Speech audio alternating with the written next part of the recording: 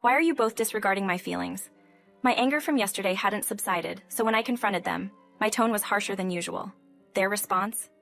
We're just moving your stuff out of the room. It's spacious and perfect for Emily's new room. They completely ignored what I said yesterday and proceeded to remove my belongings without even asking.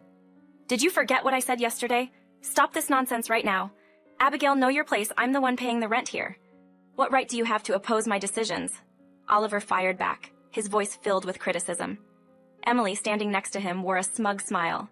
I'm the one paying the bills. You, who haven't contributed a single dollar, have no say in this. If you can't follow my decisions, maybe we should just get a divorce.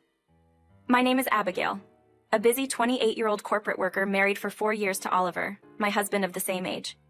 He's considered a rising star at his company, striving to meet high expectations. We reside in a fully renovated, somewhat spacious house, initially chosen with thoughts of a future with kids. Despite our ups and downs, we've always talked things out, and I believe we were happily married. However, that day, I arrived home later than usual due to work, only to find a woman's coat hanging by the entrance, an unfamiliar one. Opening the door to the living room, I was greeted by Emily, my sister-in-law, who said, "Ah, Abigail, long time no see. You were late, so we started without you." Emily, 24, Oliver's younger sister, had always been a source of tension between us. Despite her achievements in education and career, she enjoyed looking down on me, often slipping in condescending comments. Despite my efforts to let things go, Emily became more audacious. Having had enough, I decided to cut her out of my life. However, that wasn't the sole reason. John's behavior towards me also played a significant role. John is typically considerate and mild-mannered when it's just the two of us. Yet, when Emily is around, he becomes equally condescending. I'm unsure if he's showing off for his sister, but he starts treating me poorly. Despite my warnings, John's behavior never changed. Emily added to the mix, questioning my late working hours. Working late again, Abigail. I always wrap up on time. Are you overwhelmed or just slow at work? Fueled by alcohol, Emily began talking down to me more directly than usual. Dealing with Emily alone is usually bearable, but when my husband, Oliver, who is also her brother, joins in while intoxicated, it becomes unbearable. Come on, Emily. Not everyone is as efficient as you. Some people have to work twice as hard just to be average. Look, not many people are as capable as us siblings. We can judge everyone by our standards. You're so right. Sorry, Abigail. I guess I was being a bit too judgmental. Well, there's no need to apologize, Emily. You are awesome. That's a fact. Now the Oliver before me felt like a different person, looking down on me alongside Emily. Despite wanting to fire back, I decided to put on a fake smile to avoid complicating things. Eventually, Emily left just before midnight. I didn't want to clean up so late, especially since the mess was made by Oliver and Emily, not me. However, it's my house, so I knew I had to do it. Oliver, seemingly unperturbed, gave me orders to clean up. Look, it's already late. I'm going to bed, Abigail. You clean all this up. At that moment, I couldn't hold back any longer. What's with that tone? Why do I have to clean everything up? You and Emily made the mess. You cleaned it up. Why do you expect me to do it right from the start? Don't you think that's strange? Oliver seemed taken aback by my sudden outburst, but became even more stubborn, insisting that I had to clean up. I make more money than you know. Stop giving me a lip when you earn less. If you can't listen, then let's just divorce. Why are you bringing up money? That has nothing to do with this. Clean up your own mess. Talking about divorce over something like this, Oliver. Don't you think what you're saying is crazy? Shut up. Just clean it all up. That's your job, he said, stating what he had to say before going to the bedroom. In the end, I cleaned everything up by myself, and the next morning, Oliver was still in a bad mood. Knowing that talking would only worsen things, I avoided any conversation with him. Despite my desire to reconcile quickly with Oliver, we both left the house without resolving our issues. That day, I ended up coming home late again, and as I walked back into the house, my steps felt heavy. Both work and home life were in disarray, and I knew I needed to resolve things swiftly as the situation was only deteriorating with time. I couldn't afford to be in conflict with John at a time like this. My plan was to apologize to Oliver no matter what he said and make amends. Focused on this goal, I opened the front door, only to see the same coat from yesterday. Familiar voices echoed from the living room, and I thought, you've got to be kidding me, she's here again. As much as I hoped I was wrong, when I walked into the living room, Emily was there, just like yesterday, drinking and making a mess with Oliver. Abigail, thank you for working so hard late every day. We started without you because you never seemed to come home, Emily sarcastically commented. I wanted to make up with Oliver right away, but with Emily being there, that seemed impossible. I genuinely felt Emily was in the way, yet no one in the room understood my thoughts. We started because you never came home even though we waited for you. Can't you come home earlier now? Oliver piled on with Emily's sarcasm. I couldn't understand why I was being blamed for something we never agreed upon. Moments ago, I was eager to make up with Oliver, but now my spirit deflated rapidly. Why am I thinking so much for these people? This thought began to sprout in my mind. Unaware of my inner turmoil, Oliver said something outrageous. By the way, Emily will be moving into our house next month. Make room for her by clearing out some of your stuff. Upon hearing Oliver's words, all my pent-up frustration exploded. Hold on, what's this all about? This is the first time I've heard about this. Explain. Oliver seemed startled by my sudden change of attitude, but he quickly reverted to his arrogant demeanor around Emily. Of course, it's the first time you've heard it. I'm just telling you now. And Emily's going to live here. What about her husband? They're not both moving in, are they? Her husband, oh, you mean her ex-husband. Ex? What's going on? The full picture eludes me. Emily recently went through a divorce. Her ex moved out and she's been living alone. Her lease is up at the end of the month. Isn't this a golden opportunity? The space here is ample and we can save on rent. Why didn't you tell me about something so important? I rapidly lost faith in Oliver as he planned this all by himself and informed me while intoxicated.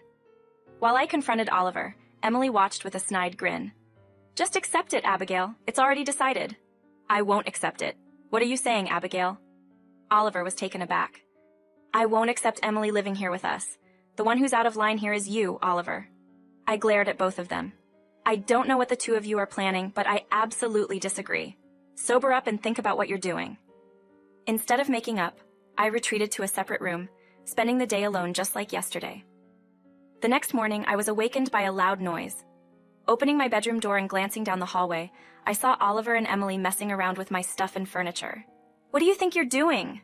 Still fuming from yesterday, I confronted them more assertively than usual. We're cleaning your stuff from the room. That room is big and perfect for Emily, don't you think? Ignoring my previous objections, they moved my belongings without my consent. Did you forget what I said yesterday? Stop this nonsense right now. Do you even know your place, Abigail? I'm the one paying the rent for this house. What right do you have to oppose what I decide? Oliver retorted in a condemning tone, with Emily watching me with a smug smile. I'm the one paying the rent, so you, who hasn't contributed a single dollar, have no say. If you can't listen, maybe we should just get divorced. Divorced? This has to be a joke. What on earth is Oliver talking about? I froze, not comprehending his words. Misinterpreting my silence, Emily chimed in. Do you even understand your position, Abigail? You haven't paid a dime. Your arguments have no weight. Why don't you just give up? You're just making yourself look pathetic at this point. Any lingering affection I had for these siblings had completely vanished. I wanted nothing to do with them anymore. That much was clear to me. Let's take this conversation to the living room. I propose we all move to the living room. Initially met with complaints, they reluctantly follow when I offer to make coffee. I hand them their cups and turn back to Oliver. Look, I've been saying this since yesterday. I didn't agree to let Emily move in, so please pack her things up right now. What are you talking about? I've said this multiple times. I'm the one who pays the rent for this place. It's my house, so you should listen to me. If you can't, we're getting a divorce. Are you okay with that? You keep saying you're paying the rent. It's your house. But Oliver, do you really believe that? Of course. What are you even talking about? Actually, this is my house. What? Are you lying because you're upset? No lies here. I inherited this house from my dad. When he passed away, it became mine. In other words, I own this place. Do you get it now? You're lying. If your dad built it, why is it so new? It should be old, right? Do you know what renovation means, Oliver? My dad had the house fully renovated before he went to the hospital. That's why it looks so new. I never mentioned it to you because it was before we got married. Their confident attitudes from before are gone, replaced by silence. But I'm not done talking. I've come this far. I need to say it all whether they get it or not. I've had enough. Even if you're paying rent, this is still my house, Oliver. You're not paying any rent. What you've been paying are our living expenses as a couple. Why would I lie at this point? Remember, you left all the housing paperwork to me, so you didn't even know.